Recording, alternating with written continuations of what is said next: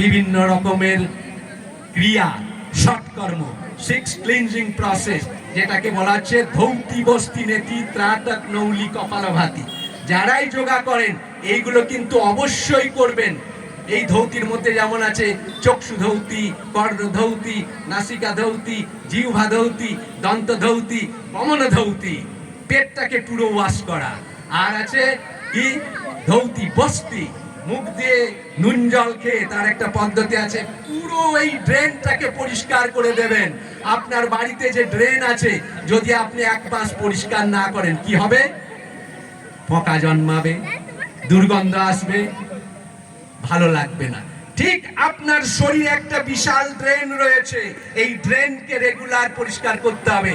এই ড্রেন হচ্ছে তিনটে, একটা হচ্ছে ব্রেন, একটা হচ্ছে লাংস, আর একটা হচ্ছে স্টমাক। এখানে কি হচ্ছে, ব্রেনের মধ্যে অসৎ কুচিন্তা, নানা ধরনের অসৎ চিন্তা আসে। তাই পাতঞ্জলি বলে গেছেন কি না, যোগ ও চিত্তবৃত্তি নিরোধ। হ্যাঁ, অথ যোগানুশাসনম যোগাঃ চিত্তবৃত্তি নিরোধ তদা দ্রষ্টু স্বরূপে অবস্থানম বৃত্তয় সারূপম ইতরত্রঃ ক্লিষ্টায় ক্লিষ্টাঃ। আর বলবো না। এরপরে এখানেই কিন্তু পুরো যোগের পদ্ধতি লেখা রয়েছে। কি বলছেন ওখানে মহর্ষি পাতঞ্জলি? যোগ মানে হচ্ছে চিত্তবৃত্তি, মনের মধ্যে যে চিন্তাগুলো আছে সেটাকে নিরোধ করা।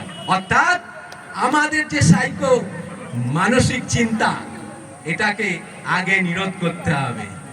এই চিন্তাগুলো কি রকম না, কোনোটা আনন্দ দেয়, কোনোটা দুঃখ দেয়। এই চিন্তা যেদিন আমাদের শরীর থেকে চলে যাবে, মন থেকে চলে যাবে, শরীর নিরোগ হয়ে যাবে। আর একটা কথা বলি, এখন মডার্ন নিউট্রিশন এক্সপার্ট তারা বলে যাচ্ছেন এই খেতে হবে, এত প্রোটিন লাগবে, এত ভিটামিন লাগবে। আমি এগুলো খণ্ডন করি। আমেরিকাতে বলেছিলাম ইউ আর লায়ার। আপনারা বলছেন এত খাবার খেতে হবে, এত ভিটামিন, প্রোটিন, এই জাতীয় খাবার, ফ্যাট খেতে হবে, তবে শরীর সুস্থ হবে। তাহলে why America having more cancer, why America having more sickness in the world? America হচ্ছে বিশ্বের সব থেকে ক্যান্সারাস দেশ। আপনারা দেখুন ভালো করে নেটে। তারা USRDA, United states daily recommended allowances বলে একটা শব্দ আছে, যেটা হু ওয়ার্ল্ড হেলথ অর্গানাইজেশন যেটাকে নিয়েছে, জেনেভাতে অবস্থিত, সুইজারল্যান্ডে। ওটা হচ্ছে ওয়ার্ল্ড হেলথ স্ট্যান্ডার্ড ফুড, অর্থাৎ ডায়েট। ওই ডায়েট খেলে আপনার শরীর হাতি হয়ে যাবে একেবারে। আমেরিকাতে গিয়ে দেখবেন 10টার মধ্যে 9 জন হাতি। মানে বলতে খারাপ লাগছে, হয়তো শুনতে খারাপ লাগছে, আমি এখানেও দেখছি প্রচুর সেই হস্তিকার, আর কি বলবো, হস্তি সম শরীর নিয়ে যাচ্ছেন। বড় খারাপ লাগে দেখতে। কিছু মনে করবেন না বললাম বলে, সাবধান হয়ে যান। যোগ চর্চা করুন নিয়মিত, 10 থেকে 15 মিনিট অভ্যাস করুন বাড়িতে, কিচ্ছু লাগবে না। আমি কি দেখাবো 2-4টে জিনিস। আমি জানি এখানে কিছু না কিছু ব্যক্তি আছেন হাঁটুর যন্ত্রণায় ভুগছেন। অনেক মায়েরা আছেন সকালবেলায় উঠে বলছেন আমার হাঁটুর খুব যন্ত্রণা হচ্ছে। এটা মানে কমন ডিজিজ। এই একটা এক্সারসাইজ যেটা হাঁটুকে ঠিক রাখা যায়, নি রোটেশন। এটা আমি আজকে 50 বছর ধরে করছি। তো তার ফলটা কি হচ্ছে না, হাঁটুকে ঠিক রাখা। এইভাবে এক মুষ্টি হাঁটুটা পাটা ফাঁক রাখবেন, তারপরে হাঁটুতে হাত দিয়ে এই রকম ভাবে আস্তে আস্তে ঘোরাবেন। এইভাবে শ্বাস ছেড়ে নিচে, শ্বাস নিয়ে উপরে, এইভাবে আস্তে আস্তে ঘোরাতে থাকবেন।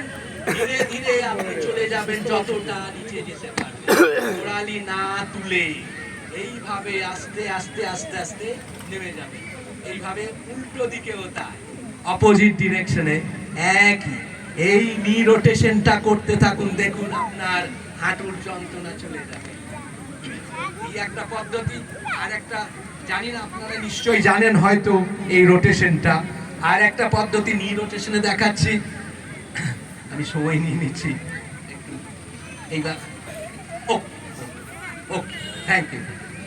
আর একটা পদ্ধতি দেখাচ্ছি, পাটা 45 ডিগ্রি ফাঁক রাখবেন এইভাবে, তারপরে হাঁটুতে হাতটা রেখে এইভাবে আস্তে আস্তে নামবেন নিচে, যতটা পারবেন ধীরে ধীরে নামবেন। তারপরে পাটাকে খুলে শ্বাস নিয়ে উপরে আসবেন। এইভাবে আস্তে আস্তে নেমে এইভাবে করবেন। যখন আপনার হাঁটুতে যন্ত্রণা থাকবে না, সহজ হয়ে যাবে, তখন আরো নিচে নামবেন। এইভাবে নামতে নামতে একেবারে বসে যেতে পারবেন। একদম পারবেন তো? অনেকেই ভাবছেন যে অসম্ভব। আবার উল্টো দিকে এইভাবে শ্বাস ছেড়ে নিচে নামবেন আর শ্বাস দিয়ে উঠবেন। এইভাবে নামতে নামতে হাঁটুর যন্ত্রণা যদি থাকে, এই এক্সারসাইজ করার পরে কোনো পেন কিলার লাগবে না, আপনার ঘরেই আছে, খুব কম খরচে হবে। গরম জল, তার সাথে এক মুঠি নুন দেবেন, দিয়ে সেক নিয়ে নেবেন। 3 থেকে 4 দিনের মধ্যে দেখুন কি রকম হয়, যন্ত্রণাটা থাকবে না। বড় জোর 1 সপ্তাহ। তবে হ্যাঁ, ওজন কমিয়ে ফেলবে। আমাদের ভারতীয় নারীদের মধ্যে যাদের হাইট 5.5 ফুট, 5 থেকে 5.5 ফুট এরকম ধরনের, 50 থেকে 55 কেজি ওজন হওয়া দরকার। পুরুষের ম্যাক্সিমাম 7 থেকে 65, একটু লম্বা হলে হয়তো 70। তার বেশি ওজন বাড়াবেন না। যত ওজন বাড়াবেন তত শরীরে রোগ ধরে যাবে। আবার আরেকটা দেখাচ্ছি, যেটা কোমরের এক্সারসাইজ। অনেক আসন আছে, 1000 আসন। তো এইভাবে কোমরটাকে ঘোরাবেন, পাটাকে জাস্ট কাঁধের সমান ফাঁক রাখবেন। রাখার পরে এইভাবে